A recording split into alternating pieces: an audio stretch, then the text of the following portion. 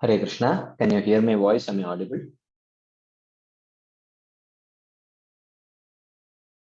Is my voice audible? Hare Krishna. Yes, Prabhuji. Yeah, can you please start the live streaming? Yes, Prabhuji, start.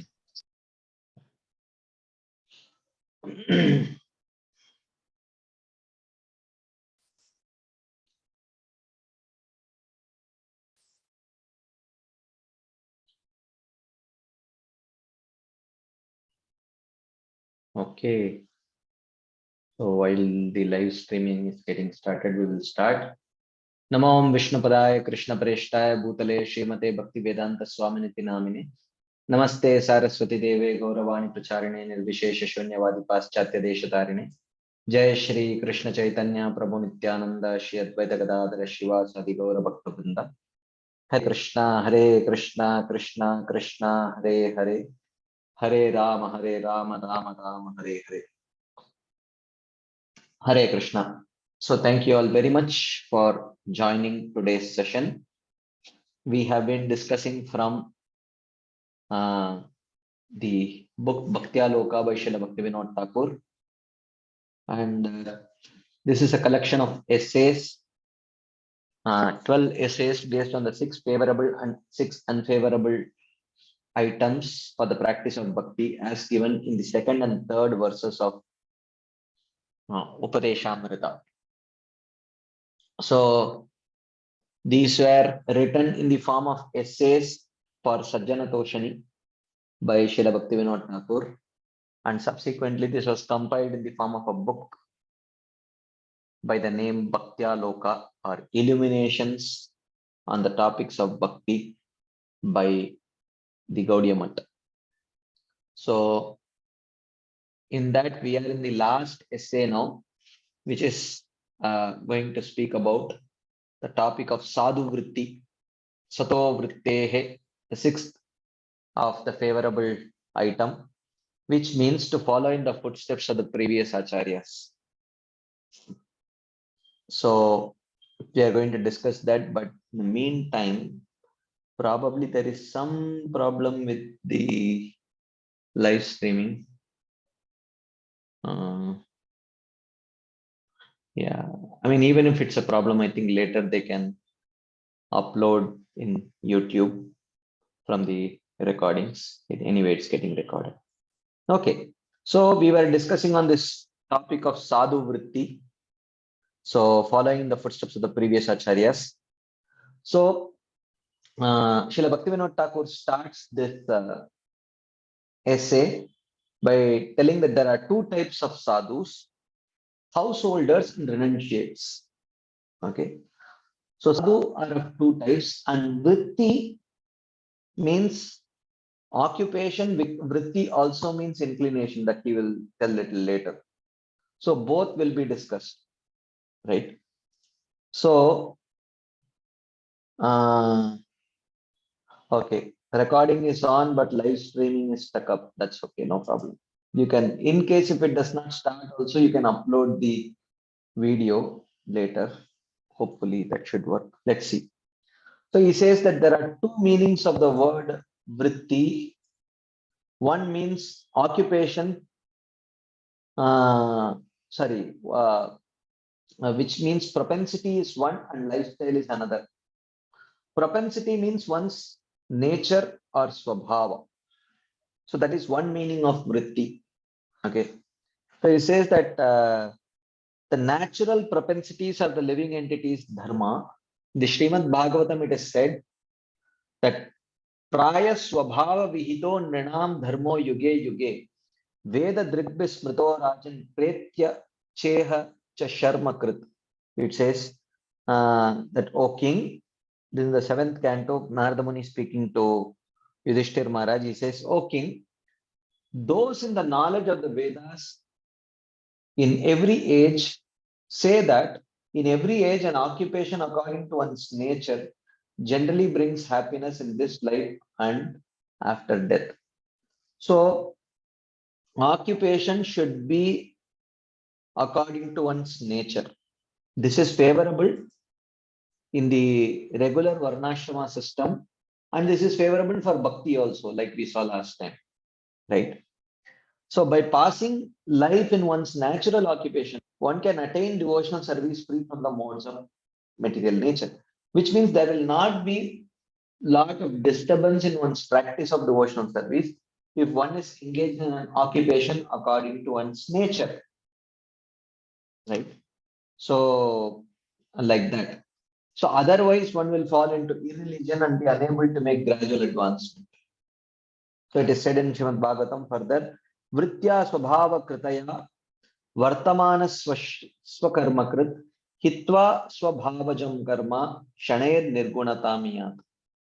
If one acts in the profession according to his nature, which means if one is engaged in an occupation which is according to one's varna, then gradually he becomes purified and transcends the three gunas. This is the gradual system of varnashrama, where one gradually gives up, gets purified from within, and they transcend the three modes and come to the stage of jnana. Of course, one should not say that this is a prerequisite for taking up to bhakti, because that would make that bhakti, that would challenge the ahituki nature of bhakti, right? So that would make bhakti dependent on the practice of varnashrama. So that is not correct. So while certain aspects of varnashrama may be favorable and can be dovetailed in bhakti, and that kind of a dovetailing would make it a secondary limb of devotional service. But one should not say that it is actually, one cannot practice bhakti only without the support of the system of varnashrama. So this is actually not a very favorable argument. These secondary limbs change from person to person, and they are not absolutely non-negotiable like the primary limbs. The primary limbs are non-negotiable limbs. What to speak of that, even amongst the primary limbs, the 64 limbs, the first 20 and the last 5 limbs are absolutely non-negotiable limbs. The other limbs are negotiable to some extent. But the secondary limbs of devotional service, which may not directly fall within the 64 limbs, but it may contain various activities, occupations, etc., which may be done for supporting the practice of the primary limbs. They are favorable, but they are not non-negotiable. Okay, there is a difference between being favorable and being non-negotiable. Favorable means they can help bhakti. Non-negotiable means without that you cannot practice bhakti only. Okay, so they are certainly not non-negotiable, but they may be favorable in some cases, or wherever favorable we may accept them, right? So that's what he says. Krishna tells to Uddhava in the 11th canto of Srimad Bhagavatam. Tasmat deham imam ladva jnana vijnana sambhavam gunasangam vinirduya mam bhajantu vichakshanaha. Therefore, having achieved this human form of life, which allows one to develop knowledge and realization through bhakti, those who are intelligent should free themselves from all contamination of the gunas and worship me. Like that. So then he says that therefore people can become free from the modes of nature if they pass their lives dovetailing everything, that is sattvic objects, sattvic activities, time and place, with devotional service of the Lord. Okay. So we were discussing last time that anything which is in mode of goodness can be dovetailed in devotional service. Anything which is in mode of passion or ignorance has to be given up. There is no question of dovetailing passion and ignorance in devotional service. You cannot dovetail, it has to be given up. So because Rajogun and Tamogun is unfavorable for devotional service. Like, having said that, For a sadhaka, maybe every once in a while be affected by the influence of Rajogun and Tamogun in his Swabhava. But one should not consciously think that everything Rajogun I will utilize it in Krishna's service. Any Tamoguni activity I will utilize it in Krishna's service. One should not think in that kind of way, right? So, so therefore, one should learn to dovetail. Those dovetailable things are actually, in one sense, secondary limbs of devotional service, which is sometimes the acharyas call it as varnashrama. So he says only human beings are eligible for propensities in the mode of goodness, and remaining in that state, they should gradually become free from the modes.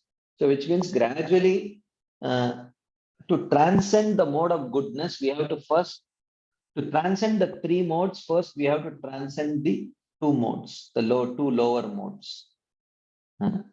So that is very critical. The general propensities of human beings in the mode of goodness, then it says there are 30 qualities which are, like speaking the truth, sympathy, austerities, cleanliness, toleration or tolerance, ability to distinguish between good and bad, control of mind, control of senses, non-violence, etc. So these 30 items are said to be qualities in the mode of goodness. So he says that according to the differentiations of these 30 qualities, the 4 varnas and the 4 ashramas are born. So he says that for the 4 ashramas, there are particular qualities which are mentioned. Bhikshor dharmaha shamo ahimsa tapa iksha vanaukasah grihino bhuta raksha ijya dvijasya acharya sevanam. So there are 4 or the 4 ashramas. There are qualities mentioned. Bhikshor dharmaha shamo ahimsa. Shamaha. Shamaha means equanimity, and ahimsa is non-violence. And tapa iksha vanaukasa. For the vanaprasthas, it is tapasya, austerity, and ability to see the difference between the body and soul. Iksha. For grihasthas, it is bhuta raksha and ijya. For the grihasthas, it is shelter, giving shelter to the jivas and performing sacrifices. And for the brahmachari, it is serving the guru. So these are the 4 qualities. So, and for the 4 varanas, there are particular occupational duties which are suggested. Patan Patan Yajanyajan Dana Pratigraha. Studying the Vedic literatures, teaching them, and performing worship, and teaching others to perform worship, and giving in charity and accepting in charity. These are Brahmanas' occupations. Okay. Out of these, they should maintain their life by teaching worship and accepting charity. So by these 3 ways, they can maintain their livelihood. They can teach and accept whatever donation that comes out of that, and they can teach worship to others, and from that, if some donation comes, they can utilize it for their livelihood, or they can accept charity from others. And Kshatriyas can maintain themselves by they protect the praja by punishing the miscreants and maintaining the life of others, or helping them maintain their life, giving protection, and in return they can collect taxes which they can utilize for public welfare activities, and subsequently they can use it for their own livelihood also. And Krishi Goraksha Vanijyam, farming, protecting the cows and business are the Vaishyas occupations. And for the Shudras, they should serve the other 3 Varnas, especially the Brahmanas. And there are people who are lower than the Shudras, who are the outcasts. They should accept the occupation which they have been performing traditionally from their ancestors or predecessors. So therefore, from these discussions in Srimad Bhagavatam 7th canto and 11th canto, one should understand that the only purpose of life is from bhakti. So, but to perform bhakti, one has to make one's gross body and subtle body favorable to practicing bhakti. So therefore, there needs to be some arrangement to keep the gross body and subtle body favorable for practicing bhakti. Okay. So one may call these arrangements as secondary limbs of bhakti, or one may call these arrangements as varnashrama. Okay. So, he says that first, in order to maintain the gross body, you need you need a house. You need some household items. You need grains and drinks. And for maintaining the subtle body, one needs proper knowledge and proper occupation. So when there is no proper knowledge, proper occupation, one cannot remain satisfied. The subtle body will remain very much agitated and dissatisfied. So therefore, one needs to make both the gross body and subtle body favorable for Krishna consciousness, so that they can gradually be elevated above the three modes. Okay. And because of living in this material world and engaging in materialistic activities, since time immemorial, the living entity has developed a nature which is generally a mixture of goodness, passion, and ignorance, a swabhava, right? So, therefore, anyone who has taken up to devotional service or accepted a higher goal of life should consciously try to diminish the modes of the lower modes and try to enhance the mode of goodness so that it can be dovetailed in Krishna's service. Then, when that mode of goodness is completely under the control of devotional service, then gradually it becomes nirguna, or transcendental to the three modes. Okay, like that. So then, Srila Bhaktivinoda Thakur says, there is a need for varnashrama dharma while a human being remains in the stage of piety and impiety that are born of his nature. So, which means we saw that varnashrama dharma, the word varnashrama has multiple meanings. Varnashrama could refer to the social order or the social system. Varnashrama could refer to the value system. Varnashrama could refer to occupations, and Varnashrama could refer to the various rituals that one may have to perform according to one's Varna and Ashrama. Okay. So, when sometimes the Acharyas very categorically and clearly say that for Bhakti there is no need for Varnashrama. And sometimes, like here, we see Bhaktivinoda Thakur telling, Varnashrama is very important for practice of Bhakti.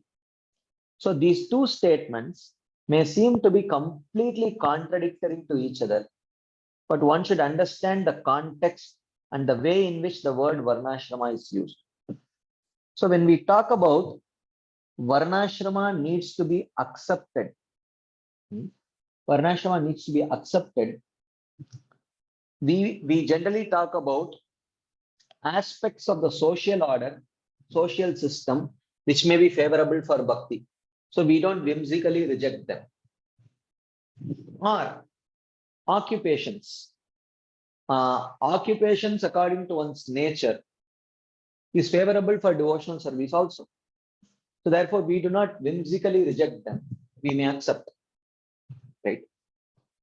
But when they say that one should reject Varnashrama is not needed for Bhakti. Rather, it can be an obstacle to Bhakti. When the Acharyas talk about that, that refers to the value system and the rituals. So, in the Varnashrama value system, dharma and adharma. Anything which is dharma, dharmasya sankalpo, adharmasya varjanam. Whatever is dharma according to the Dharma Shastras, according to one's varna and ashrama, one should accept it. And under no circumstances, they can reject their dharma. And but in devotional service, this is not the case. The acceptance of a particular activity or an occupation is primarily based on the principle of would it be favorable for my devotional service or not. So only based on that principle one accepts. So therefore, sometimes one may, in the path of devotional service, even reject an occupation which is according to their nature if it contradicts the principle of bhakti.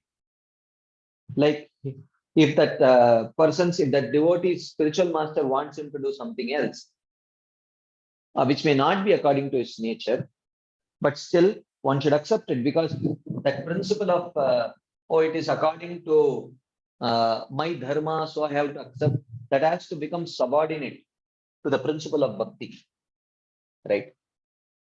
So therefore, we may accept aspects of the social order which are favorable to bhakti. We may accept occupations which are generally favorable for bhakti. So that is what when the acharyas say one should not give up varnashram, means one should not whimsically give up the social order or the social system or occupations. But when the acharyas say reject varnashram because it obstructs bhakti, what obstructs bhakti? First thing is the value system of varnashrama. That because there perform and then because that value system may confront the value system of bhakti. So therefore one should reject it or at least subordinate it to the value system of bhakti, which is anukulyasya sankalpo pratikulyasya varjanam.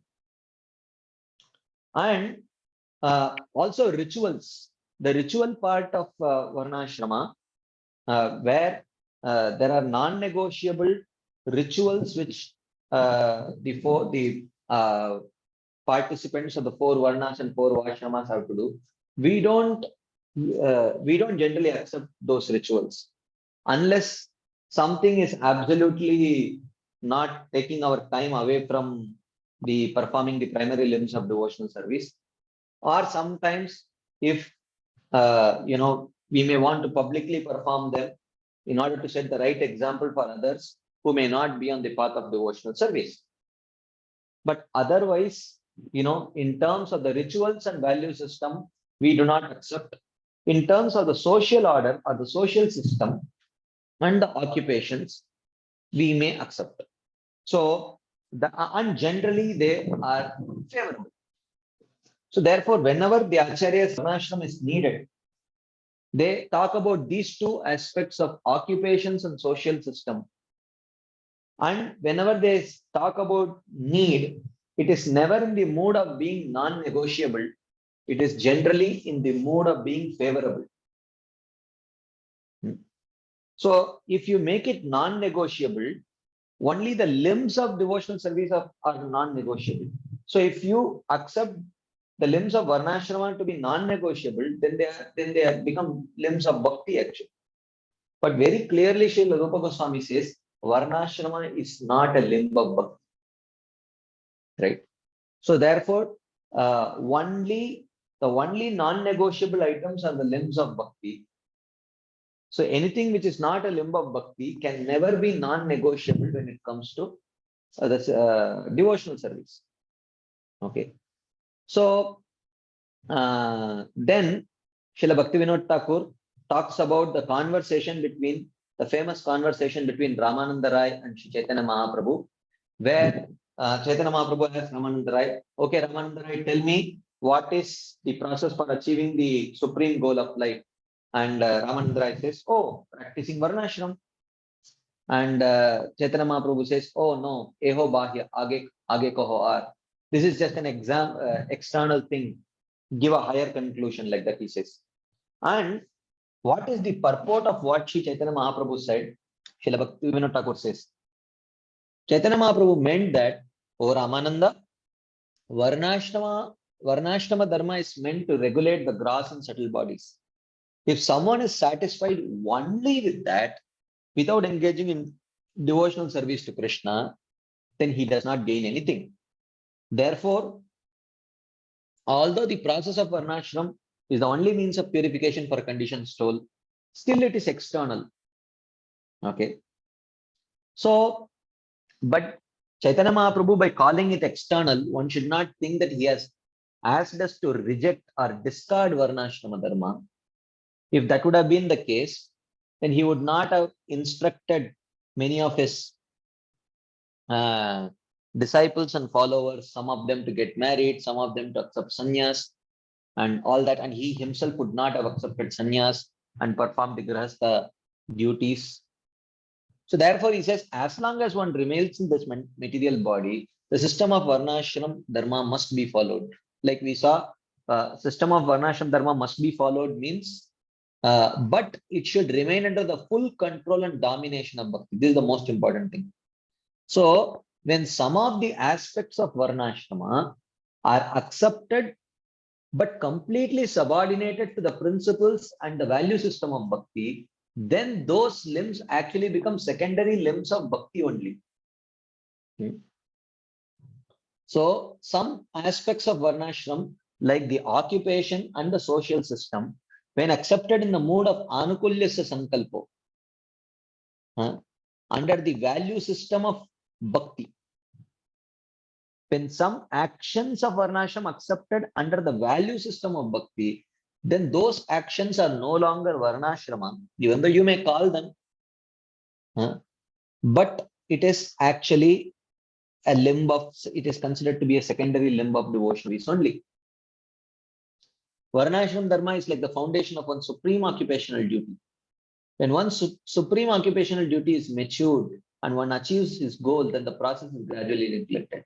So he says that when one comes to the stage of bhava, at that stage one can give up all kinds of social obligations and even occupations, right?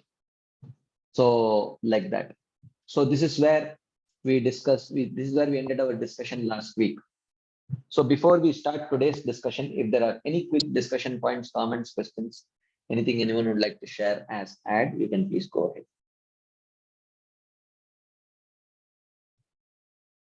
Yes, Hari Prasad Prabhu. Hare Krishna. Yes, Prabhu. Today, somehow I read something interesting from Bhakti Maharaj. Whom, In a Prabhu? black, but Bhakti Swami Maharaj. Bhakti Tirtha Swami Maharaj? Yes, Prabhu, yes, Prabhu. Yes. Yeah. So he inspired. There are in Western countries, there are a lot of people who have a relationship, man, woman relationships are there. So Correct. that's completely out of Varnashram. So it's Correct. completely opposite to Varnashram also. So Correct. Bhakti Maharaj, seeing them, because nobody is there to protect them, no? Seeing the situation, he inspired them. He made some committee, I think, something like that, to protect them also, even to bring them how we have to develop them devotion service in them also, because these are all body relationship at the end. So we have Correct. to pull them out of the body relationship. So if let's say we tell them you have to come to this stage, you have to leave that and come to this and come to devotion service, that may not work for them. So he wrote some letters also on that. So they're showing that. Because on what basis they will give it up? Where will they get the strength to give those things up? Yeah. You understand? Huh? Where will they get the strength to give those urges up? Huh? So if someone says, okay, you know what? In order to come to bhakti, you should first give up your urge to, vacho vegam, manasa vegam, jitva vegam, mudaropasta vegam. So can someone give that up to practice bhakti? If you say that the prerequisite so to practice bhakti is to give all those 6 urges up. So then who can practice bhakti? Where will they get the strength to practice it? Isn't it? Yeah, yes, that's correct. I was very, very inspired to see this. How Maharaj have a great vision. He's going beyond the body, and he's thinking about them to bring them to devotion service. Generally, I see devotees hate that kind of people who are there. They will never come to devotion service unless they come to the proper stage. That kind of suggestions I heard, but when I read from Bhakti Maharaj, it was really interesting, inspiring. We have to go Yeah, beyond this body and varnashram also because devotion service is independent of everything. So correct. he wants to bring somehow make them to attract Krishna, and slowly they'll give it up what all unnecessary things later. Exactly. But for now we have to bring them to Krishna consciousness, and that will take care of everything apart. This was really very nice to hear. Yeah. So for that matter, is the ability to follow the 4 regulative principles. Is that a prerequisite for practicing bhakti? Should not be. It's not Should not be. actually. It is favorable. It is favorable. But if one is unable to muster sufficient strength to follow the 4 regulative principles, should they not practice bhakti, or should they practice bhakti, get somewhat purified and gain strength to follow them? Yeah, this is they should do devotion service, and that gives vairagya, and with that they'll be able to renounce for the other things. Yeah, so that's the point. So for us, we may struggle by having attraction towards the opposite sex, but due to certain karmic conditionings and certain whatever, someone may develop attraction towards the same sex. So what is the difference? Your attraction to the same opposite sex is holy, and their attraction to the same sex is unholy.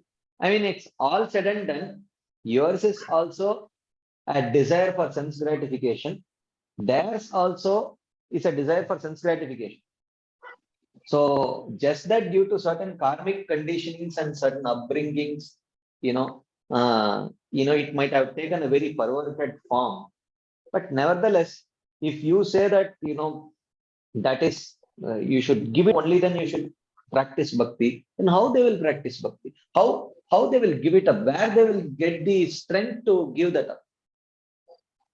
So, so definitely. But the only thing is, how they can be integrated into the society, into the ISKCON society, because the one who is preaching to them, taking care of them, he may be mature, but to expect common people to be mature, that much matured and educated, it is little difficult to expect. It is unreasonable to expect. So how would you take care of them at the same time, not unnecessarily confuse and agitate the common practitioners? This is where there needs to be a lot of intelligence and thought that needs to go in that direction. But having said that, whether they should be encouraged to practice devotional service, actually all the more. They need they need actually more inspiration, because only by the strength of the devotional service they can slowly give up those inclinations. Like that.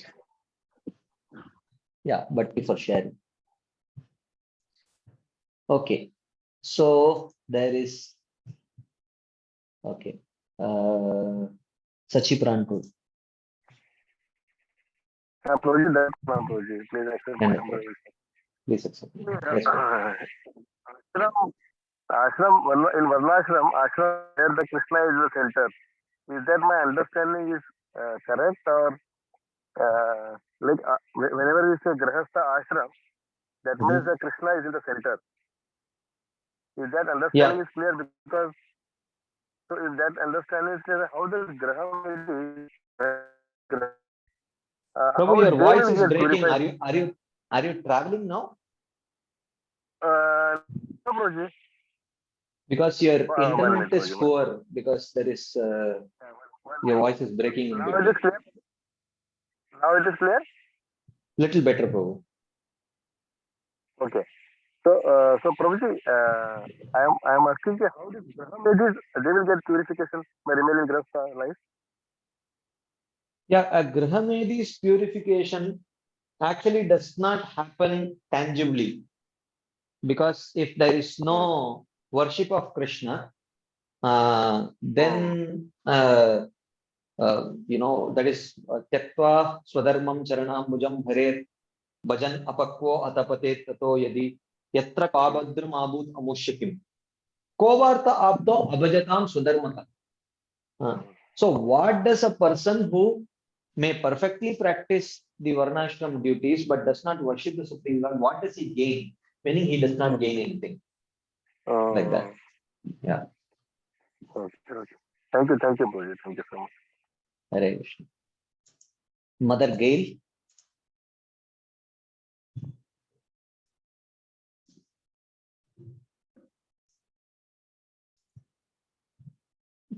Mother Gail, did you raise your hand? I wasn't given permission to unmute before.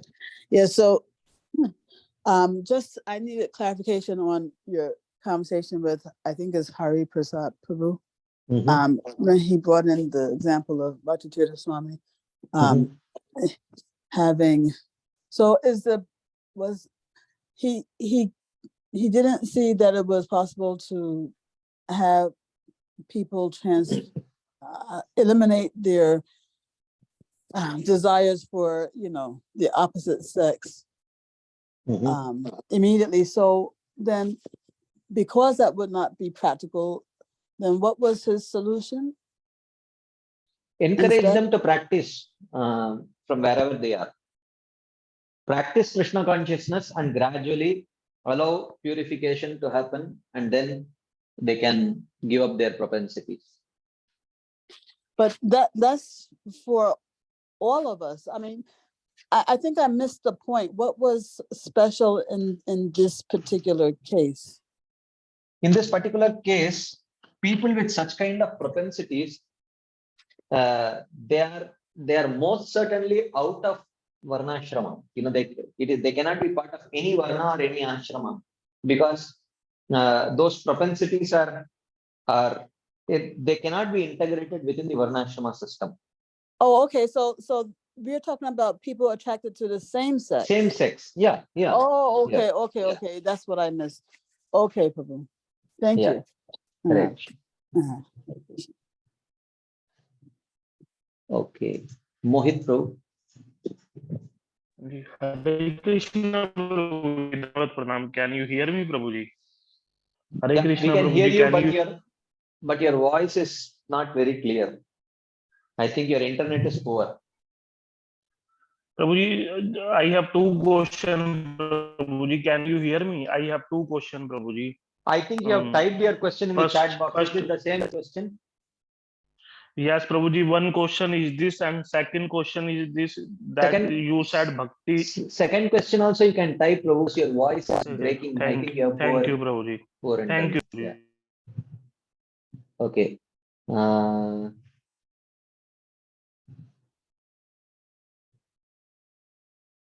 Okay. There is one more question here in the chat box. When we talk about following Varnashram to set the right example for the general public, should we practice them even if those practices are unfavorable for Bhakti? Yes. Sometimes we may have to perform some activities of Varnashram to set the right example for common public, even though it may be unfavorable for Bhakti. But when those unfavorable activities are performed with the proper kind of faith, which means one clearly understands that oh, this I know is unfavorable for bhakti, and if I do it consciously and with attachment, it will spoil my devotional service and it will spoil my devotional faith. So without, so I, with clear understanding that I am doing it only to protect the faith of a common man who has no faith in bhakti. For that I am doing. Otherwise, I feel that this is detrimental for my bhakti. So with that understanding, purely to set the right example for others, without any attachment, without a faith in that activity, if one performs, then that activity will not actually trouble one's devotional service. So sometimes we may have to do them, just to set the right example for others. So, but when those activities are performed without faith, it is as good as not performing that activity, because any activity performed without faith will not give any result. So, like that. Okay, there is another question.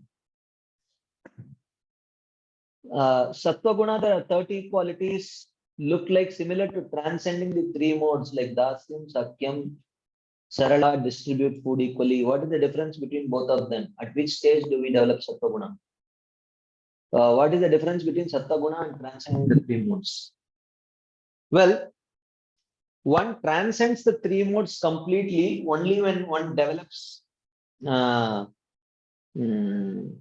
personal relationship with Krishna. But till then, till you can say Ruchi or Asakti maximum, one will have some influence of Sattva Guna and qualities born out of Sattva Guna. But when one comes to the stage of Bhava and Prema, then there is no influence of even Sattva Guna. One develops qualities which are direct manifestations of Krishna's Samvit, Sandhini and Hladini potency. So, yeah, so that is the difference. Okay, there is another question. You said Bhakti is ahetuki, but like our Grihastha ashram is also secondary limb of Bhakti. But until and unless we don't reach the stage of Bhava, we cannot take sannyas.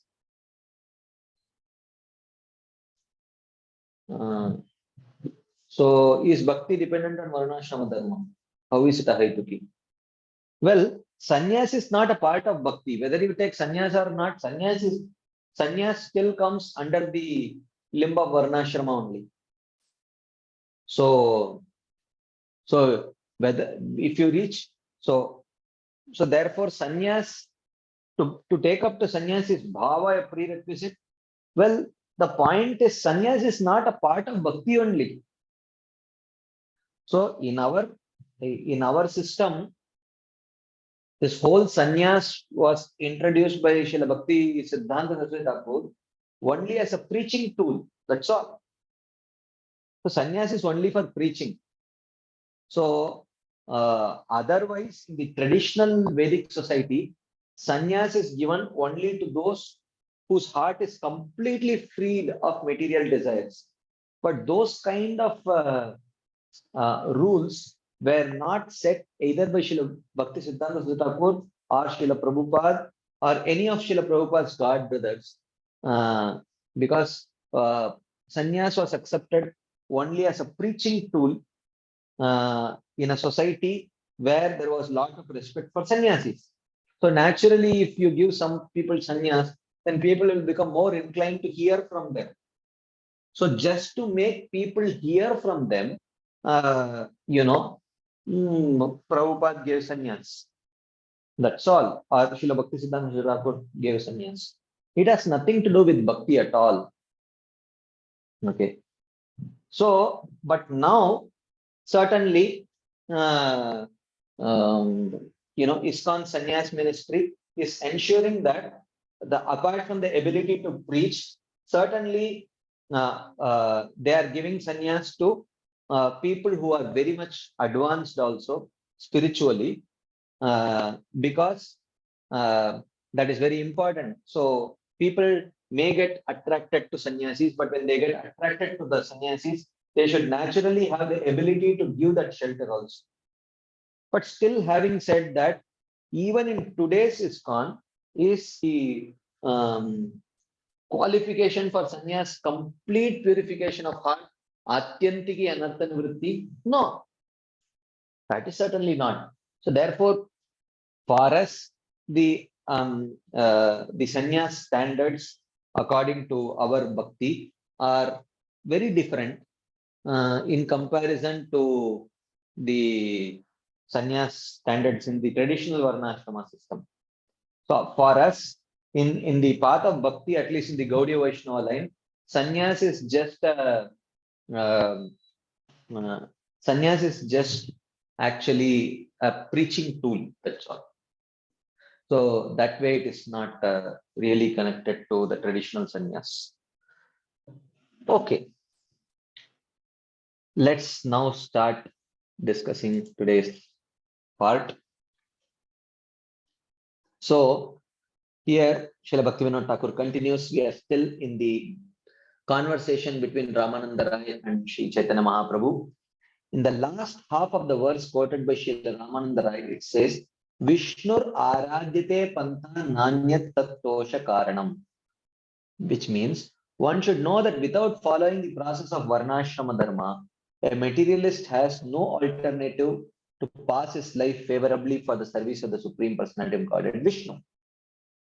So basically, it seems to indicate, so Srila Bhaktivinoda Thakur is seemingly indicating that Varnashrama is certainly needed to make the gross body and subtle favorable for devotional service.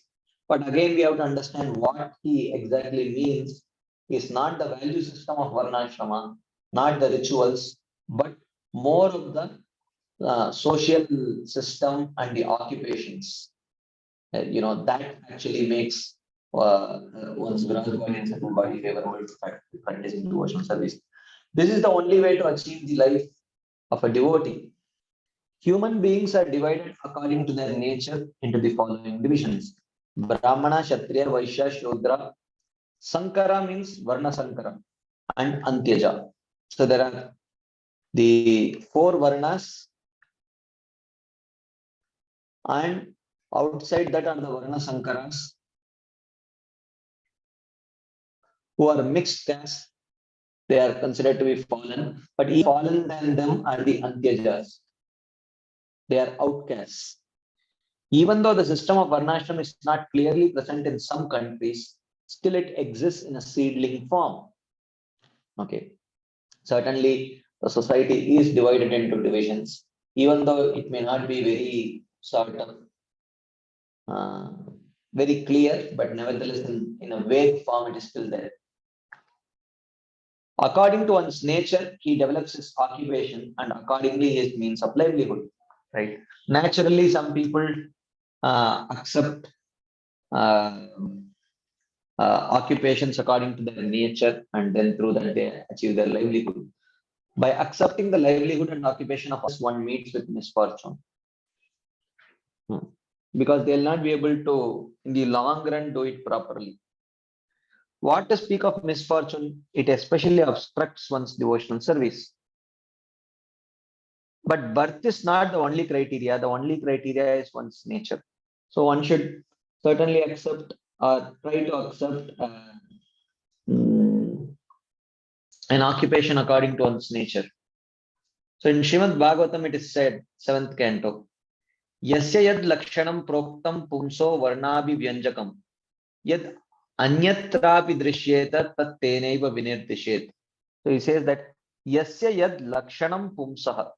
If anyone shows the symptoms of being of a particular varna, of being a Brahmana, Kshatriya, Vaishya, or Shudra, proktam, as described above, yad anyatrapi drishyeta, even though if he born in a different class, tat tenaiva vinirtishet, he should be designated according to those symptoms. Right? So if someone may be born in a Shudra family, but if he is showing symptoms of being a Brahmana, if he is showing the qualities of being a Brahmana, then it should be not the birth, but the qualities which should actually decide his varna, and not his birth itself. So in his commentary, Sridhar Swami has written, Shamadibir eva brahmanadi vyavaharo mukyah न जाति मात्रादिति आह यस्यति यद यदि अन्यत्र वर्णांतरेपि दृश्येत वर्णांतरं तेनैव लक्षण निमित्तेनैव वर्णेन विनिर्दिशेत न तु जाति निमित्तेनेति अर्थः. So Sridhar Swami says the Brahmana's main characteristics are qualities such as peacefulness and not birth. If these main characteristics are seen in persons other than those born as Brahmanas, then such persons should be considered Brahmanas. They should not be considered according to their caste by birth. So it is the manifestation of qualities that decides whether which Varna one belongs to. It should not be birth. But generally, birth is very much suggestive. Birth is very much suggestive because birth is not random. We say that Krishna says, Chavarnyam Maya Srishnam Guna Karma Vibhagasha. The four Varnas are divided based on Guna and Karma. Now, if you see birth, particular birth also is based on Guna and Karma only. It is not random. That is why birth certainly gives particular inclinations.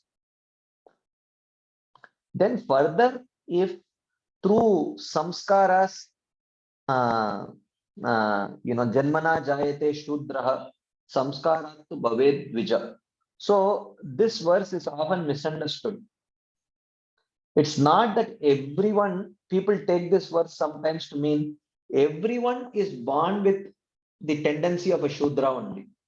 And only after performing samskara, one becomes a Dvija. So if this is the case, then irrespective of whether someone is born in a Brahmana family or a Shudra family, if you perform the samskara, will they become Brahmanas? No, this is not true, right? So Varnashram system, is it dependent on birth? 100% guaranteed it is dependent on birth, but it is not dependent only on birth.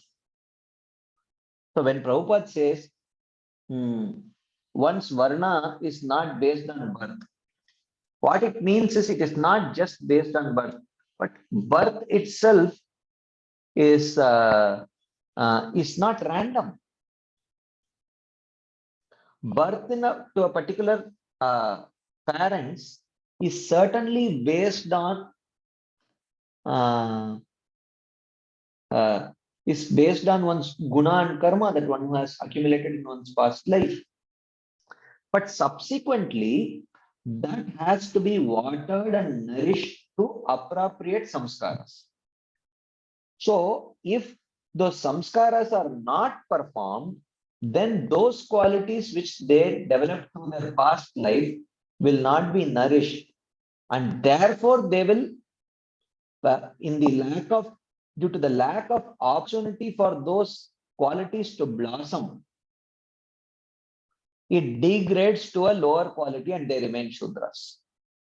But that does not mean every living entity is born with Shudra tendencies only, and by performing samskaras, they develop those qualities. No. Performing those samskaras actually allow those qualities that they have already developed through their previous lives to blossom, actually. So therefore, certain entities in that particular body, they are actually they are potential Brahmanas, some are potential Vaishyas, some are potential Shudras, some are potential Kshatriyas. But when appropriate samskaras are performed, that particular Varna becomes more fixed. It's not that you take a child which is born to parents who are both Shudras, you take that child and perform the Brahmanical samskaras, that does not mean that the child will become a Brahmana. It is not like that. So it's not, so therefore the wrong understanding of that verse, Janmana Jayate Dra Samskarat to Bhave Dvija. So which means you can perform Brahmanical samskara to any soul, because anyway all souls are Shudras only. So you perform Brahmanical samskaras to any soul and he can become a Brahmana. No, this is not the right understanding. Because that would make birth completely random. Okay. But birth is not random. Birth is also according to Guna and Karma, just like Varna is according to Guna and Karma. Birth is also according to Guna and Karma. Therefore, and that is what this traditional Garbhadhana samskara and all is performed in such a way so that Brahmana parents can attract a soul who has Brahminical tendencies. Okay. And then subsequently to such a soul, when the samskaras are performed, the Brahminical samskaras are performed, that nature which he is carrying, that Brahminical nature which he is carrying forward from the previous life, that will become nourished by those samskaras. Otherwise, one should not say that, oh, doesn't matter. Every living entity is a Shudra only. So you perform Brahminical samskara to any living entity, then he will become a Brahmana. No, this is not the right understanding at all. Right? So, like that. So here he says they should not be considered according to their caste by birth. But generally, when a living entity is born to Brahminical parents or to Kshatriya parents, and if proper samskaras are performed, then generally they tend to show those appropriate qualities only. Otherwise, if the proper samskaras are not performed, and if their association is not according to their varna, then those qualities of that varna that does not get nourished, and they start showing different qualities.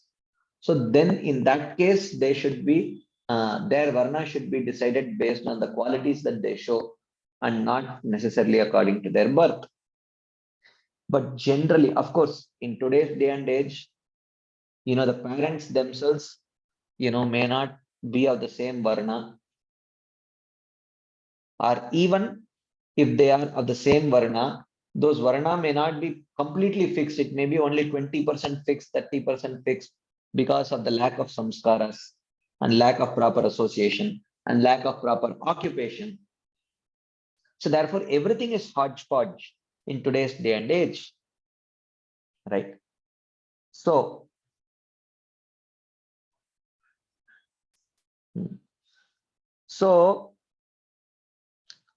this kind of eternal varnashrama dharma is to be followed. So which kind? The kind which is decided based on the qualities and not birth. And not birth alone. You cannot say birth, not birth alone. Okay. So this is often useful for mandatory service, for devotional service. You see here the choice of words that Srila Bhaktivinoda uses often indicates not always. Useful indicates not mandatory. Not non-negotiable. Okay. So useful. Okay. Useful means it is favorable. Useful. That's all. But it is not non-negotiable. Right? So members of the four varnas and the lower caste should be eager to progress their sattvic nature. So someone should not say, oh, it is my nature to be in Rajogun. Yeah, but one should gradually try to come to develop sattvic nature. That is important. So if an outcast becomes fortunate due to his pious deeds, then he should progress his cultivation of goodness while following the conduct of a Shudra. So outcast should come to the level of a Shudra. So everyone should give prominence to devotional service and progress the cultivation of goodness to the platform of Nirguna, transcendence by the mercy of the devotees. Right? So one should accept a favorable lifestyle, a lifestyle which favors um,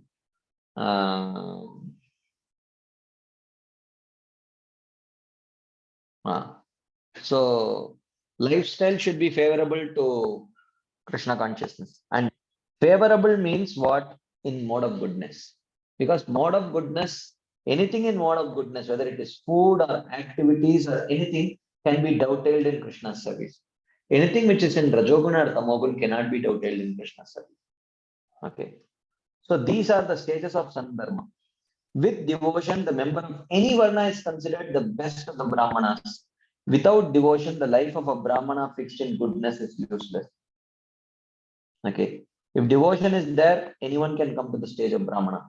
There is a question in the chat box which says, then what makes Shudra and Brahmana? This is what? Devotion. Yajjihvagre vartate nam tubhyam. Ahobata shvapachato gariyan. Yajjihvagre vartate nama tubhyam. Te pustapaste juhu sashnurarya. Brahmanuchar nama grananti ete. Right. So, with devotion is there, someone can transcend. So, but that does not mean, but anyone who has devotion, who has developed that pure devotional faith, he no longer identifies with that varna. He identifies with himself as a devotee. So therefore, he is not attached to performing the rituals of a Brahmana. He is attached to performing the limbs of devotional service. So that does not mean a person who is born in a Shudra family, as soon as he takes up the practice of pure devotional service, will immediately start forming the rituals of a Brahmana. No. So in his commentary, Vishwanath Chakravarti explains, no, he will not start performing the rituals of a Brahmana, but he should be given the respect which is due to a Brahmana and more. That is what it means. Because such a person, if he still has attachment to performing the rituals of a Brahmana, then his faith in devotion is not pure, it is mixed. Right? So one who has pure devotional faith, he has attachment to performing the limbs of devotional service only. Okay. So therefore, when it is mentioned that with devotion, the member of any Varna is considered the best of the Brahmanas, that does not mean immediately they start performing the rituals of a Brahmanas or the occupation of a Brahmana. They may not do that. But devotees should not see them according to his birth. But whenever they see manifestation of devotion, he should be given top respect. That's what it means. So these kind of verses, because devotees also respect, not based on varna, devotees offer respect based on manifestation of devotion. So if devotion is manifested in a person, even if he may be from a lower birth, but devotees see the presence or absence of devotion and accordingly they give respect. So in fact, when the devotion is seen, they give that person more respect than a Brahmana, because a Brahmana is said to have mixed devotional faith, whereas a Vaishnava has pure devotional faith. And another Vaishnava, whenever he sees pure devotional faith, he puts the person on the topmost pedestal, even higher than a very exalted Brahmana having mixed devotional faith. So therefore, it is an understatement to say that he is considered the best of the Brahmanas. Best of the Brahmanas here means better than even the Brahmanas who has mixed devotional faith. So the best of the Brahmanas is one who is born in a Brahminical family, but has developed pure devotional faith. He is considered to be the best of the Brahmanas. But to call that person a Brahmana is actually not a glorification. Because the real glorification is to if someone calls us a Vaishnava, that is real glorification. Right? So that's what he says. Yeah. So with devotion, the member of any Varna is considered the best of the Brahmanas. Without devotion, the life of a Brahmana fixed in goodness is useless. Viprat Vishad Guna Yutat Aravinda Namu Padar Vinda Vimukat Swapacham Varishtam. Manye Tadarpita Mana Vachane Hita Pranam Punati Sakulam Natu Bori Mana.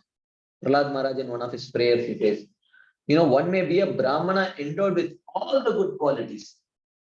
But if he is averse to the Supreme Lord, then it is of no use.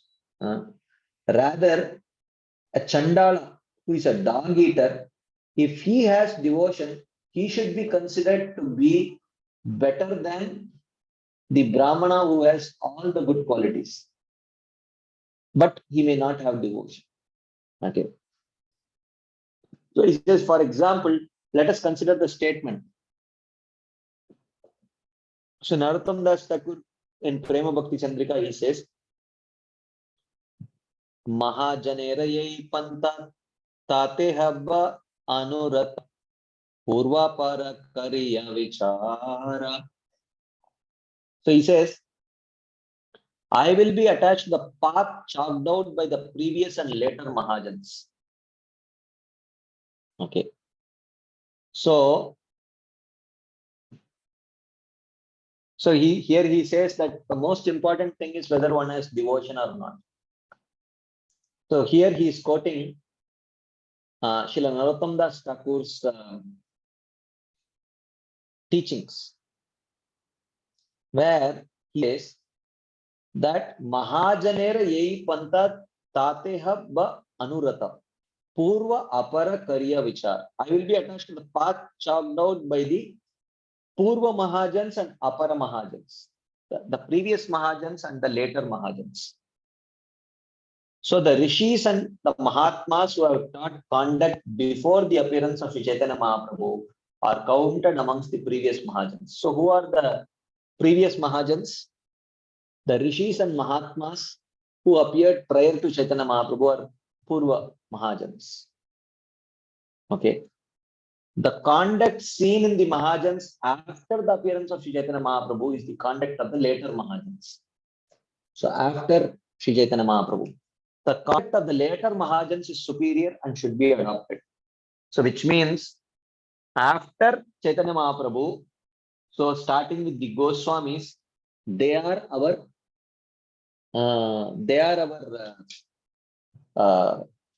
role models. Because Chaitanya Mahaprabhu, he is he actually, in one sense, in the truest sense, from, you can say, from Madhavendra Puri onwards. Only our parampara actually starts from Madhavendra Puri onwards. Because prior to that, our connection with the Madhva in terms of philosophy and practice is little weak. Because Chaitanya Mahaprabhu himself, in his conversations and debates with the Madhva practitioners, he showed that very clearly, that what they were practicing in the name of Bhakti was actually karma only.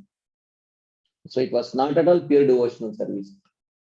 So therefore, we should the conduct of the later Mahajans who appeared after Sri Chaitanya Mahaprabhu should be considered as most bona fide for us to follow. The conduct of Sri Chaitanya Mahaprabhu and his followers is meant to teach people, so that conduct should be followed in all respects.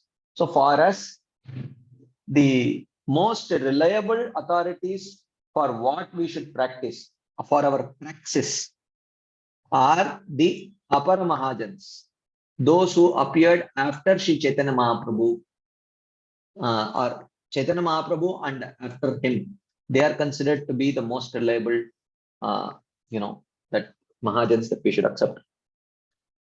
So what is proper occupation? To know this, one should see the behavior of Sri Chaitanya Mahaprabhu's followers. So he does not say what should be the occupation of devotees. Now, get the Dharma Shastras and follow. Srila Bhaktivinoda Thakur does not say that. He says, okay, what should be our occupation? See how Chaitanya Mahaprabhu's followers, how they follow. What they follow. From them we should learn. That is what Srila Bhaktivinoda Thakur is telling here.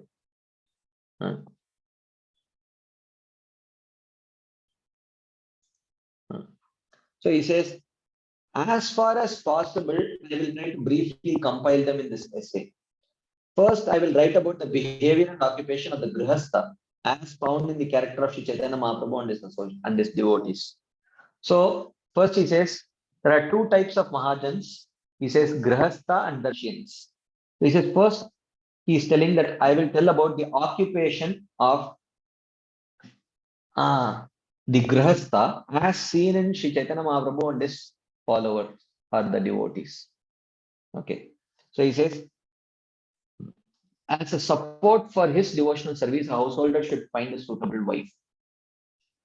This is needed, Definitely, this is very favorable for Krishna consciousness. If one has that inclination, one should accept a suitable wife. In the Chaitanya Charitamrita, the Lord says, Grihastha hai lama, ebe chahi griha dharma, grihini vina griha dharma nahaya shobhan. Since I am remaining at home, it is my duty to act as a grihastha. Without a wife, there is no meaning to householder life. So, while maintaining religious family life with one's wife, sons and daughters, with one's wife, sons and daughters are born in the form of Krishna's servants and maid servants. To nourish them is called maintaining the family. So one accepts one's wife, sons and daughters as Krishna's servants and maid servants. And to nourish them is called maintaining the family. But in these activities, there is a need for piously accumulating wealth. So the head of the family has to get some money. So, but one should accept the pious occupation. Okay. In this regard, Chaitanya Mahaprabhu has said in Chaitanya Bhagavat and Chaitanya Charitamrita as follows. So what does Chaitanya Mahaprabhu say? Prabhu bole parivara aneka tomar nirvaha ke mate tabe hai be sabar grihastha hai na iho chahiye sanchay sanchay na kaile kutumba varnana hi hai. So the Chaitanya Mahaprabhu told, there are so many members in your family. How to maintain everyone? Parivara aneka tomar nirvaha ke mate tabe hai be sabar. How are you going to take care of them? Grihastha hayana iho chahiye sanchay. Being a householder, one needs to save some money. Sanchayana kaile kutumba barnana hi hai. Because he is not doing so, it is very difficult for him to maintain his family. So therefore, one should accept proper occupation. One must be educated at a proper age, but he should not study atheistic literatures. Okay. In the Chaitanya Bhagavat, the Lord says further, Pade kene loka Krishna bhakti jani bare, seya dina hila tabe vidyaya ki kare, vishaya madan dasam ki choi na jane, vidya made dana made vaishnava na chine, Bhagavata padiya karo buddhi nash. So he says, why do people study? Pade kene loke Krishna Bhakti Jani Bare. Education is only for understanding devotional service of Lord Krishna. Se yadi nahila tabe vidyaya ki kare. If you miss this point, then what is the use of your education? So basically, this is the point. Education is only for understanding devotional service of Lord Krishna. So, he says, everyone is blinded by pride and sense gratification. Vishmadanda Sabha Kichuina Jane, being proud of their education and wealth, they fail to recognize a Vaishnava. Vaishnava na chine. But if Bhagavata Padiyao Karo Buddhi Nash, if one studies Srimad Bhagavatam improperly, his intelligence is polluted. So that is the point. This is what Sri Chaitanya Mahaprabhu is telling in Chaitanya Bhagavat. So the purpose of education is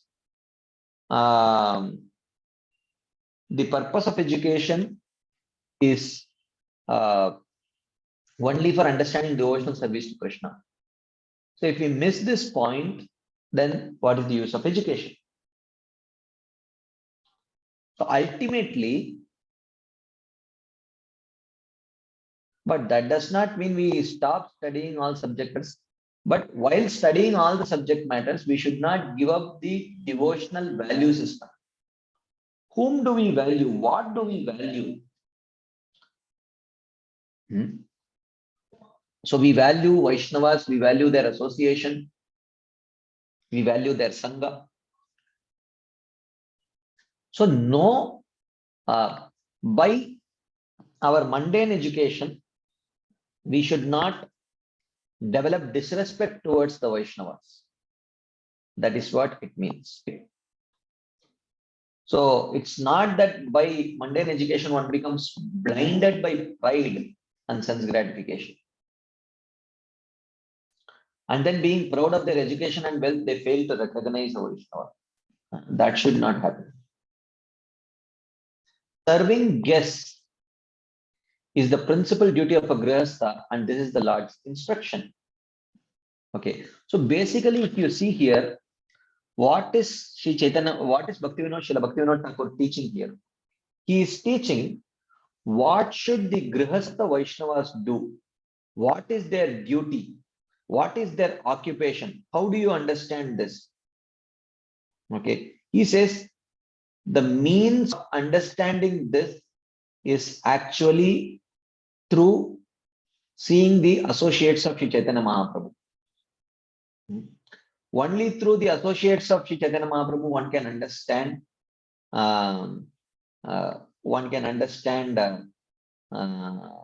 What is the occupation and what is the duty of grihasthas or renunciants. Later he will talk about renunciants. So he is not telling learn it from Dharma Shastras. He does not say devotees should learn from the Dharma Shastras what is the right occupation and what to do. He says no. Look at the look at the disciples of Sri Chaitanya Mahaprabhu. That's what he says. In the Chaitanya Bhagavat, it is stated, Grihastere Mahaprabhu Shikayena Dharma Atitira Seva Grihastera Mula Karma Atave Chitte Sukha Sukke Yara Yena Shakti Taha Karilei Bali Atite Bhakti. In this way, the Lord satisfied all his guests and taught the world how to behave as a perfect householder. The foremost duty of a householder is to serve his guests. If a householder happily serves his guests without duplicity and according to his ability, he is considered hospitable.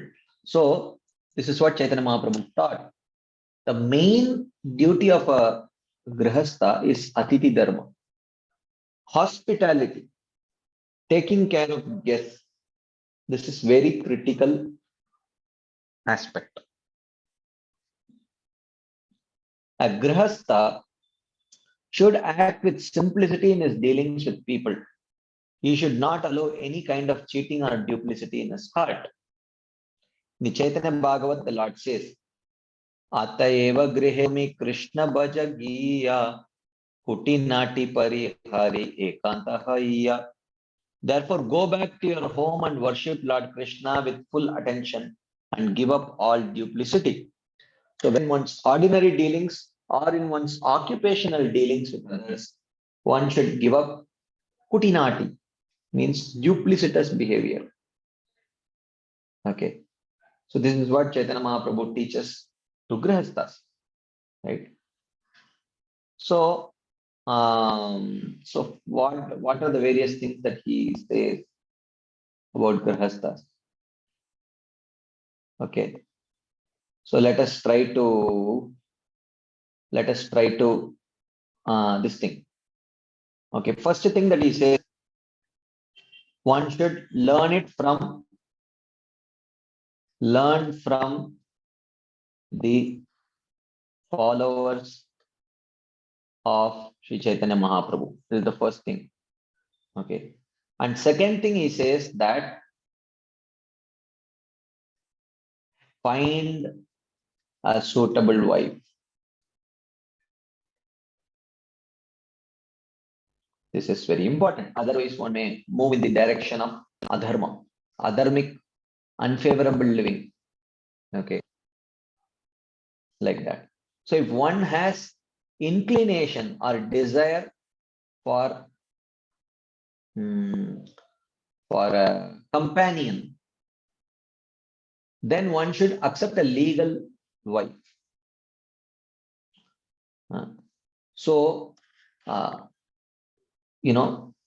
getting married is favorable if one does not have an inclination for a companion. If one does not need a companion, one can live without a companion, focusing on Krishna's service, then for him, getting married is unfavorable. But if one feels the need for a companion, then one should certainly get married. Otherwise, that urge, if one is not able to subdue, it may lead to irreligious connections. So therefore, Sri Chaitanya Mahaprabhu says, find a suitable wife. Okay. Then the third thing that he says is that learn to see family members as servants of Krishna. Okay. So then he says, fourth thing, accumulate wealth through pious means. Okay. Then he says that education at an appropriate age is important, but don't study atheistic literature.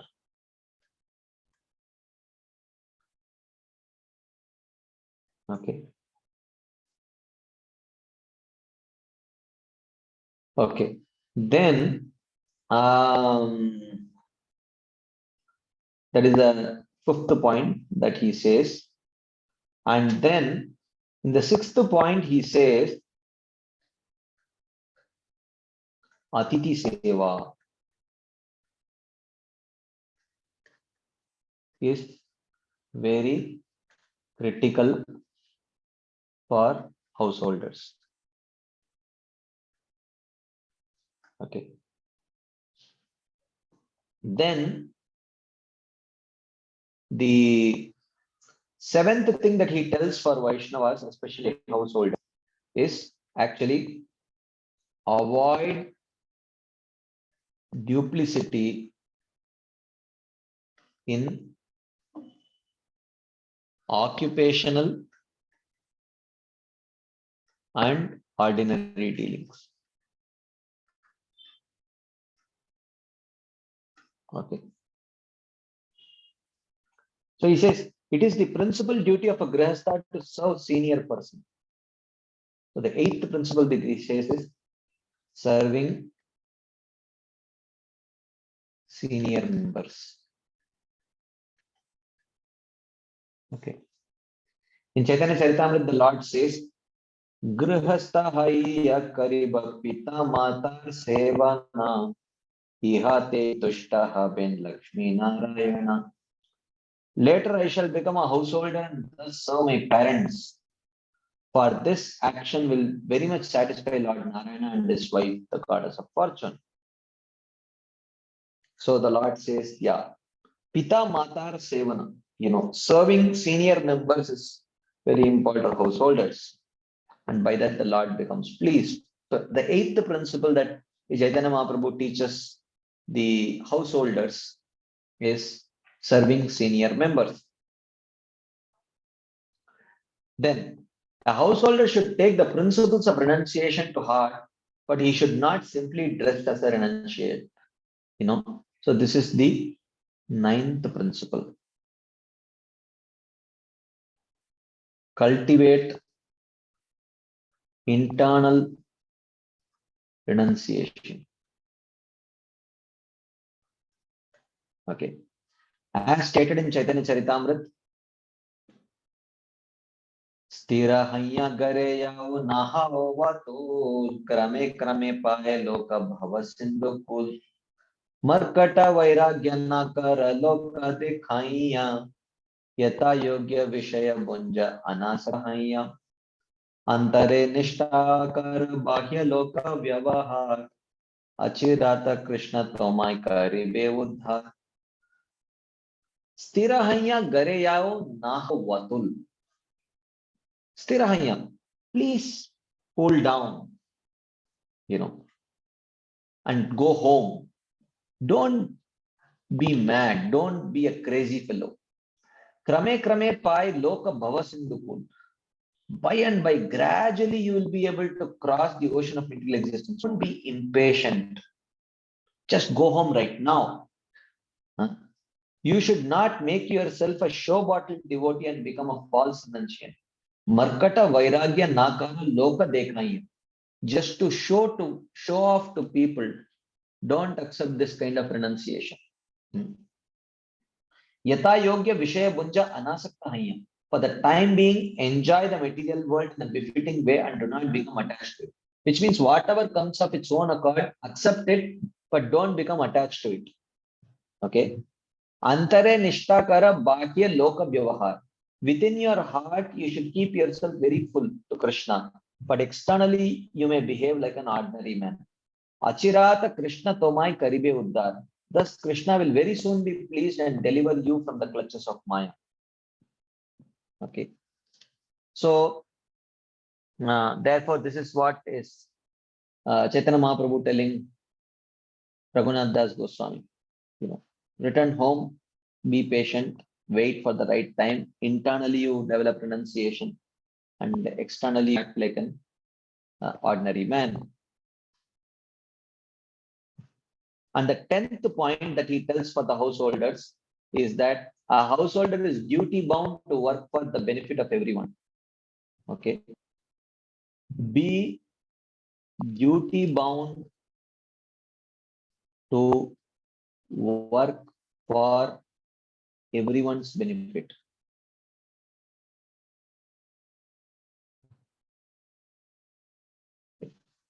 This is the 10th point that he tells the householders.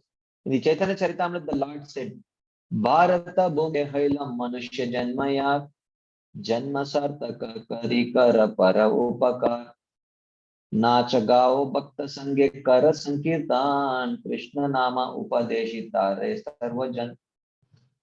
One who has taken his birth as a human being in the land of India should make his life successful and work for the benefit of all other people. My dear child, Continue dancing, chanting, and performing Sankirtan in the association with devotees. Furthermore, go out and preach the value of chanting Krishna Nam, for by this process, you will be able to deliver all fallen souls. So, one should definitely cultivate the desire for serving all living entities. Okay. So, working for everyone's benefit. In this practice of devotional service, duplicitous association has been prohibited. So, this is the 11th point. Avoid duplicitous association. Okay. Even in street Sankirtan, one should chant and dance in the association of pure devotees. One should not chant in the association of non-devotees. One can inspire them to chant, but one should seek the association of devotees to perform their chanting. Okay. A householder should fully depend on the will of the Lord in all his activities. Okay, this is the 12th point. Dependence on the will of the Lord. Okay, in the activities. The Lord says in Chaitanya Bhagavat, Madhyakanda, Shunamata Ishwarera Adina Samsara Swatantra Haite Shakti Nahika Kahara.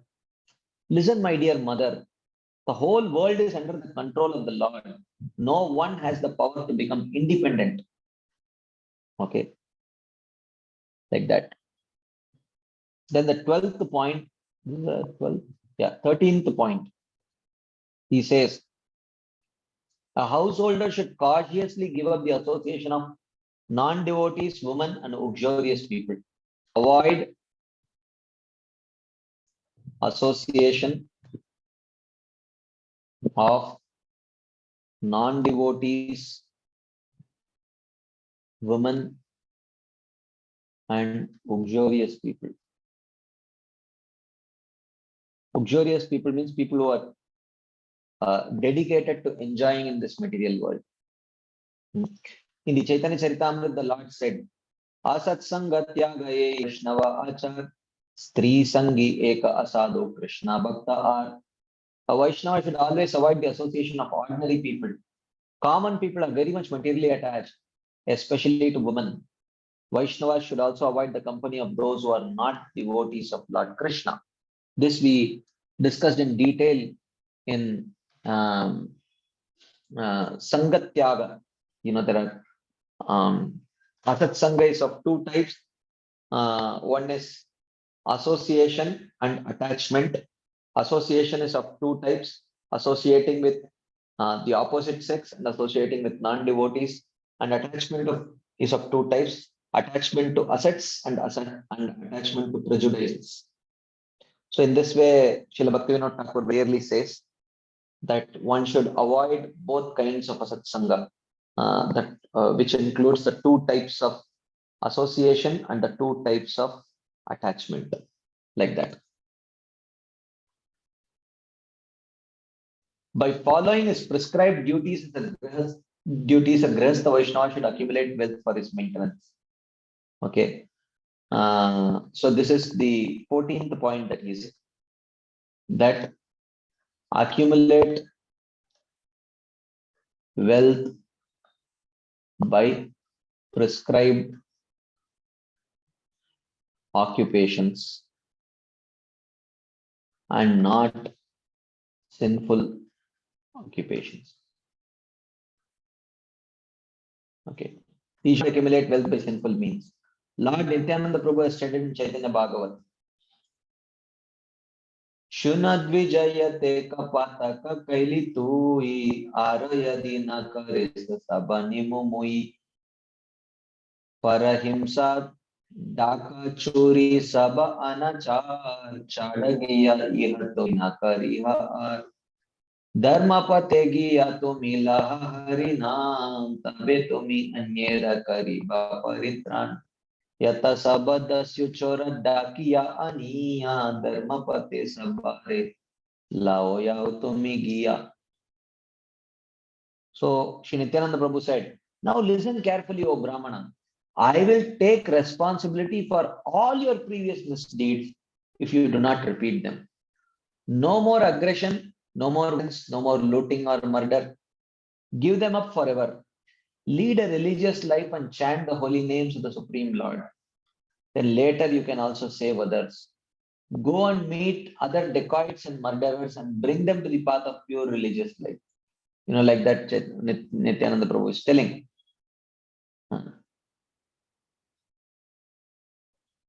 And the 15th point that is telling to the as an instruction for the householders is that do not hanker for another's wife or prostitutes.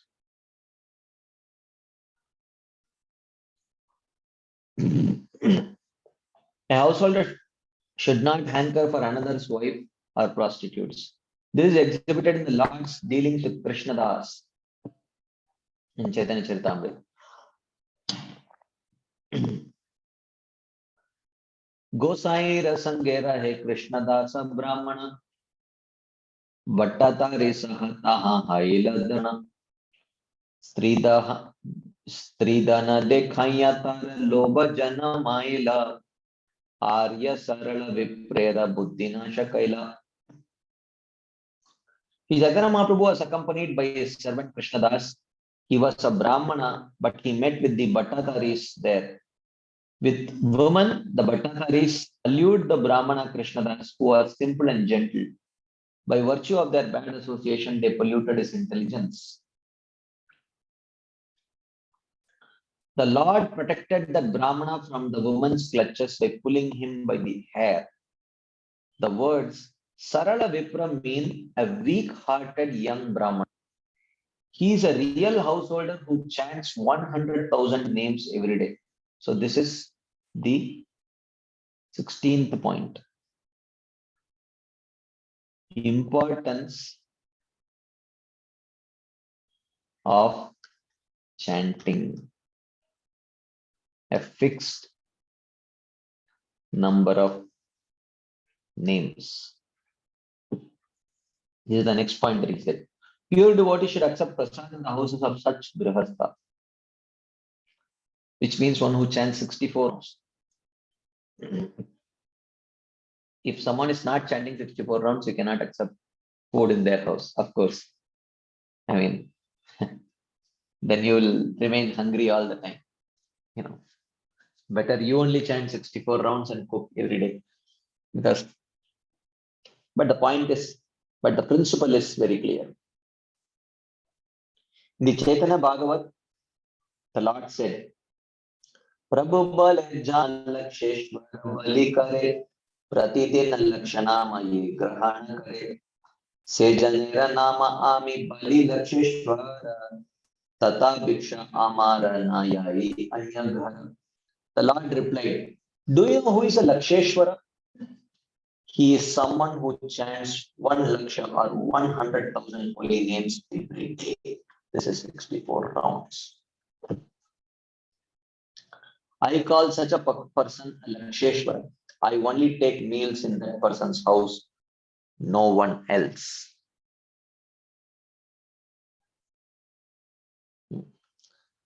There is no difference between Smartas and Vaishnavas regarding following the codes of religion.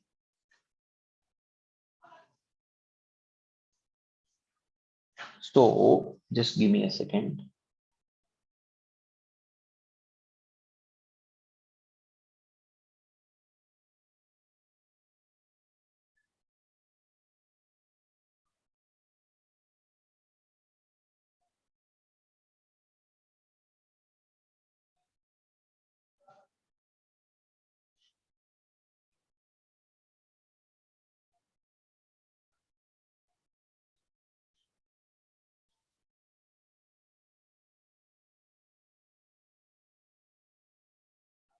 Okay, there is actually a lot of more material to cover. So I think at this stage, we will at least pause for some time to see if there are any quick discussion points, comments, questions, because I think we have already discussed 16 points, 16 instructions that Chaitanya Mahaprabhu gives to the householders.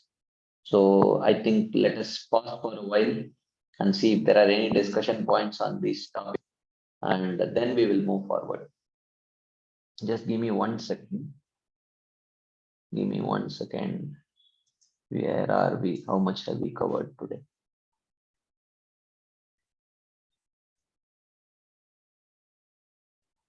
Okay. 62. Okay, not bad. Not bad. Okay, fine. Okay. Let us see if there are any quick discussion points, comments, questions. Yes, Mother Gail. Hare Krishna Prabhu.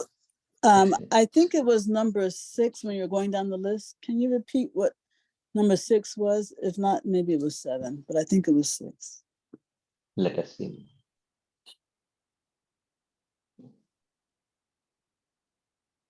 Oh, I think I missed 6 from 5. Oh, okay, 6 is serving the guest, Atiti Seva. Okay, then therefore, maybe it was 5 then. 5 was education. Yeah. One should be educated at an appropriate age, but one should not study atheistic literatures. Okay, Prabhu. Okay, just a couple more things. You know, I'm often trying to reconcile what can sometimes be a dichotomy between a person who is a devotee, yet he has a particular varna, let's say Shudra varna, right? Okay.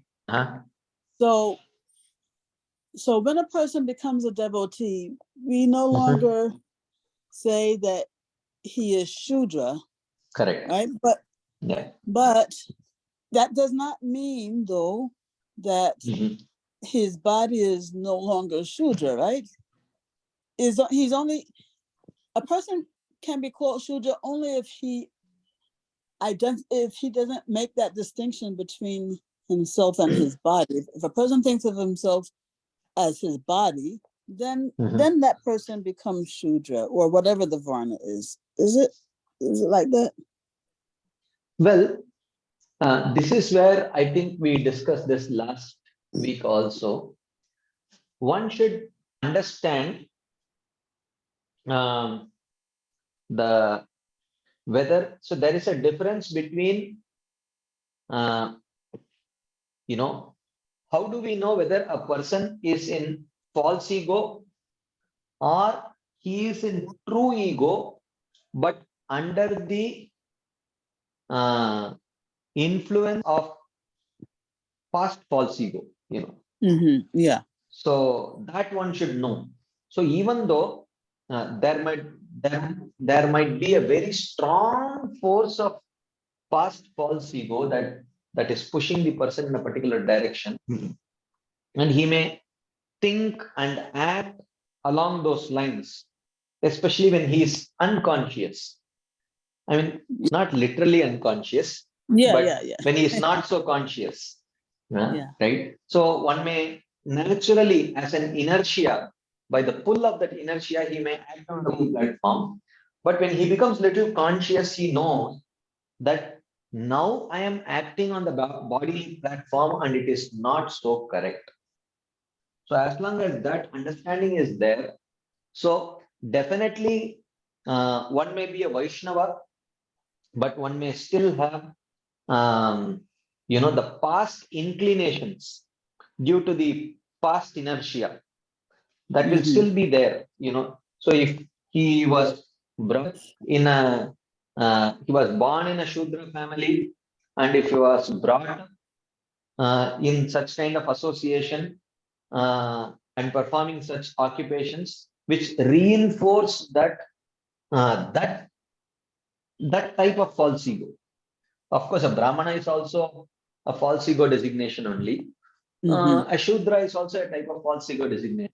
But if that Shudra designation is very much nourished in that person, then having taken up to bhakti, even though he has embraced true ego, but that influence of that past false ego in the form of inclinations, likes, dislikes, etc., will not immediately go away. It will be there for a while till he gets purified.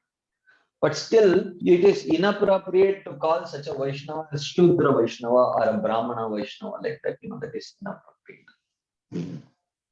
But even a person who, I'm talking about devotee only, even if such a person, got some scars that, reinforce his Shudra Varna, right? If he is, even if he doesn't identify, I don't know how to put this, but even though he doesn't identify as a Shudra because he knows he's spirit soul devotee of Krishna, then still, yes, we don't call him Shudra, but that doesn't change the fact that he has Shudra body. Just like, let's say he's a male, right?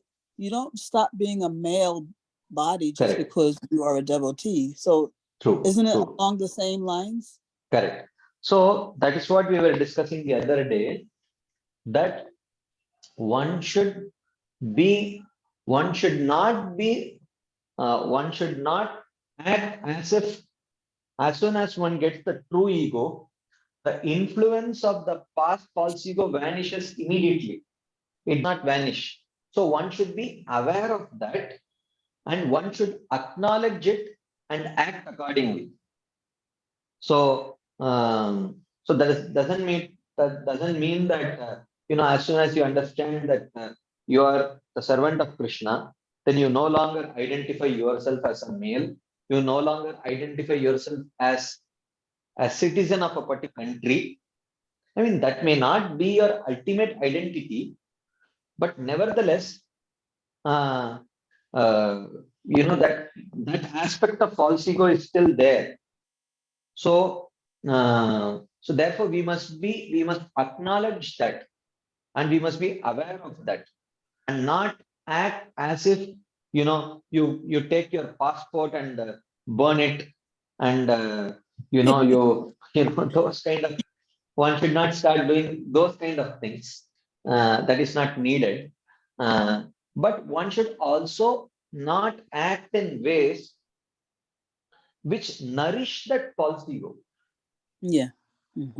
Like, say, for example, you start attending patriotic rallies, or Right. you engage in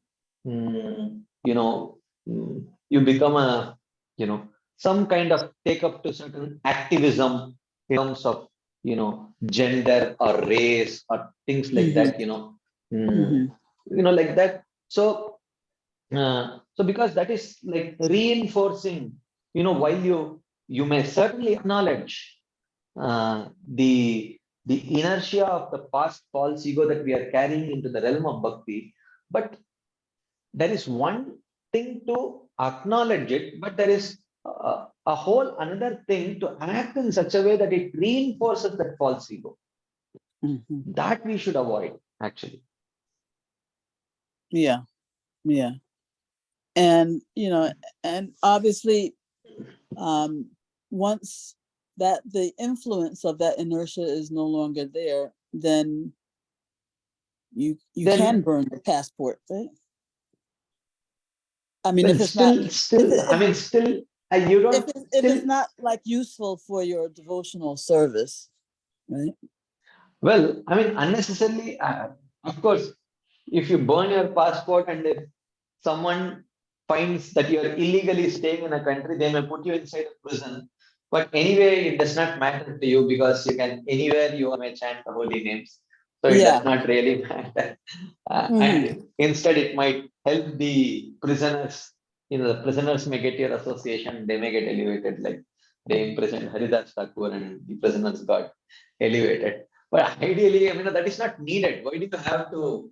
So in that case, you will not be bothered about your passport when you reach the stage of bhava or prema.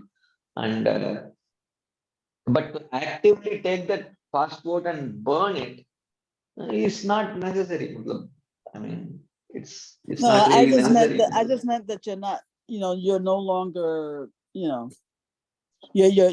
actions are no longer dictated by that false ego. Correct, correct, correct, correct, correct. Okay, great, Prabhu. Just one last thing is, when we talk about Brahmana, it seems like I hear two different things about this term Brahmana. So on the one hand, we hear that it's one of the Varnas, but on the other hand, I also hear that a real Brahmana is a person who understands the real objective of the Brahman. Vedas. And so therefore, a real Brahmana is actually a devotee, which is not like a Varna. Yeah, So, in that case, there the word Brahmana is taken to mean a Vaishnava. So okay, so, there it is. Yeah, it is. So that way, that Brahmana is no longer a designation of one's false ego. So that way it becomes synonymous with one's true ego, actually. okay, so therefore this word Brahmana is a contextual meaning type deal, right? True, true. Okay. Thank you very much. Right. Yes, Monica Mataji. Hare Krishna Prabhuji. Sixth point was that we should serve the guest very joyfully. But what happens that every time it is not so that our each and every guest are Vaishnava. And it is also prohibited to get the associations of non-devotees, right? So this seems contrasting each other. No, if someone comes, you don't have to, if they are not Vaishnavas, you don't have to take their association, but you can cook nicely, offer it to the Supreme Lord and feed them prasadam. That way, they also get an opportunity to become Vaishnavas. But it So is that also called association, na? Because we are doing six exchanges because they are our family members. true. So therefore, you may feed them, but at the same time, you don't become emotionally dependent on them. So the purpose of the six exchanges is, is with the desire to develop that emotional connection and dependence. So, but when you feed them, even though it is considered to be one of the six exchanges, but when it is done in the mood of helping them become Vaishnavas and not to consciously take their to become emotionally dependent on them, then that kind of a feeding is fine. That is not a problem. Okay, and I also want to ask about the limb is finding suitable wife. When it is compulsory that we should only find a spouse for only who is Vaishnava, or what should be the qualification? Ideally, it is better if you find someone who is a Vaishnava. But in worst case, if it is not possible, then one can at least try to find someone who is not openly against practicing spirituality. So at least, there are gradations. So if someone is openly against practicing, spiritual practices, and their eating habits and their lifestyle is very much opposed to devotional service, then knowing all that, uh, uh, and getting married with them is a gamble. At least if, say, someone is a vegetarian, even though they may not be a devotee, but if someone is a vegetarian and who have habits which are doubtable in Krishna's service, then even in the long, it may take them a long time to become devotee also, still it is fine. because at least they have a lifestyle which is not so much against Krishna consciousness. So if worst case, if one does not get a life partner who is a Vaishnava, then at least one should accept a partner who would not oppose one's own practice of Krishna consciousness and whose lifestyle also can be dovetailed in Krishna consciousness, like that. But what happens when the person is non-devotee, maybe is a vegetarian, but it is always not possible that they are not having onion garlics. I mean, these are details, Mataji. These are details which can always be, there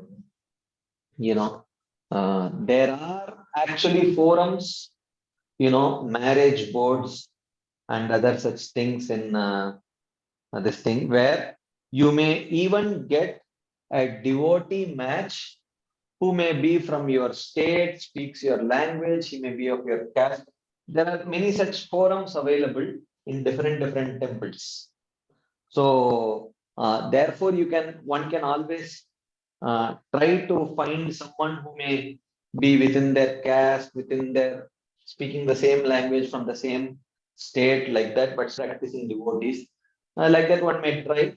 Oh, worst case, yeah, even if they may eat onion and garlic, then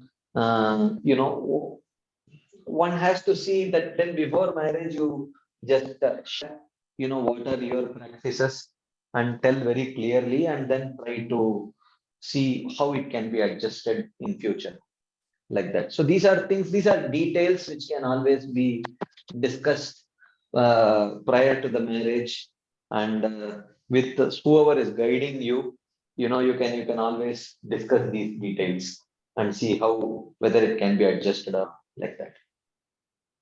Okay, thank you, Prabhu. Hare Krishna. Okay, I think we can pause here and continue this discussion next week. So thank you all very much for your patient listening and your enthusiastic participation. We will continue the discussion next week. Srila Prabhupada ki jai, Srila Bhakti Vinod Thakur Pad ki jai, Shri Bhakti Aloka ki jai. Hare Krishna. Thank you.